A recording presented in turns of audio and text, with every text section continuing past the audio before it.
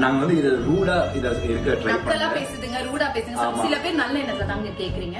வேட்டியம் அடிச்சுக்கிட்டு படத்துல ஒரு சைல்டு ஆர்டிஸ்டா சினிமாக்குள்ள அறிமுகமானவர் தான் ஆக்டர் சாந்தனு. அதுக்கப்புறம் 2008 சக்கரக்கட்டி படத்துல ஹீரோவா அறிமுகமா இருந்தாரு. பட் அந்த படம் அவருக்கு வெற்றி படமா அமையலன்னு தான் சொல்லணும். இருந்தாலும் சித்து +2, அம்மாவின் கைபேசி, கதை, திரைக்கதை, வசனம், இயக்கம், மாஸ்டர், ப்ளூ ஸ்டார்னு இப்படி தொடர்ந்து பல படங்கள்ல இவர் நடிச்சிருக்காரு.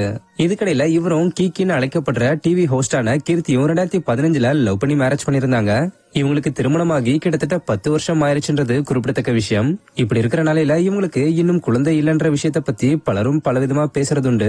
அந்த வகையில ரீசெண்டா ஃபேன்ஸோட கேள்விகளுக்கு ஆன்சர் பண்றோம்னு இவங்க 2 பேரும் இன்ஸ்டாகிராம்ல இன்ஃபார்ம் பண்ணதை தொடர்ந்து பலவிதமான கேள்விகள் கேட்கப்பட்டிருந்தது. அதுல முக்கியமா நிறைய பேர் குழந்தைய எப்ப பெத்துக்க போறீங்க, பிளான் இருக்கான்ற மாதிரி எல்லாம் கேட்டிருந்தாங்க. இந்த நிலையில இதுக்கெல்லாம் ஆக்டர் சாந்தனுவும் கிக்கியும் பதிலடி கொடுக்கிற வகையிலையும் எமோஷனலாவும் பேசி ஒரு வீடியோவை ஷேர் பண்ணிருக்காங்க. ஆக்சுவலா அதுல அவங்க என்ன சொல்லிருக்காங்கன்னா, நிறைய பேர் எங்க கிட்ட குழந்தை எப்ப பிறக்கும்னு தான் கேட்டிருக்கீங்க. நாங்க வேணா ஒண்ணு பண்றோம், நீங்களே நாங்க எப்ப பெத்துக்கணும்னு சொல்லுங்க, அப்ப பெத்துக்கிறோம். அப்புறம் நீங்களே வந்து எங்களுடைய குழந்தைய கவனிச்சுக்குங்க. நாங்க இப்படி பேசுறத பார்த்து திமிராவோ ஆணவமாவோ பேசுறோம்னு நீங்க நினைக்காதீங்க. ஏன்னா எங்களுடைய வலியும் வேதனையும் தான் நாங்க இப்படி பேசுறதுக்கு காரணம். 10 வருஷம் ஆயிருச்சு, இன்னும் குழந்தை இல்லையா, நீ இப்படி ஆடிக்கிட்டு திரியிற, உனக்கு எப்படி குழந்தை இருக்கும்னு தான் சிலர் கேக்குறாங்க. ஒரு சிலர் உண்மையா பாசமா கேட்டாலும் சிலர் உள்ள குத்துற மாதிரி கேக்குறாங்க. அடுத்தவங்களோட மனச கஷ்டப்படுத்தணும்ன்றதுக்காகவே கேக்குறாங்க.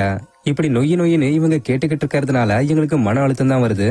கடவுள் எங்களுக்கு எப்ப குழந்தை கொடுக்கணும்னு நினைக்கிறாரோ அப்ப கொடுக்கட்டும். ஆனா இந்த மாதிரி கேள்வி கேட்கறவங்க எங்களுடைய வாழ்க்கையில ஏதாவது நல்லது செய்ய போறாங்களான்னு கேட்டா இல்லன்னு தான் சொல்லணும்.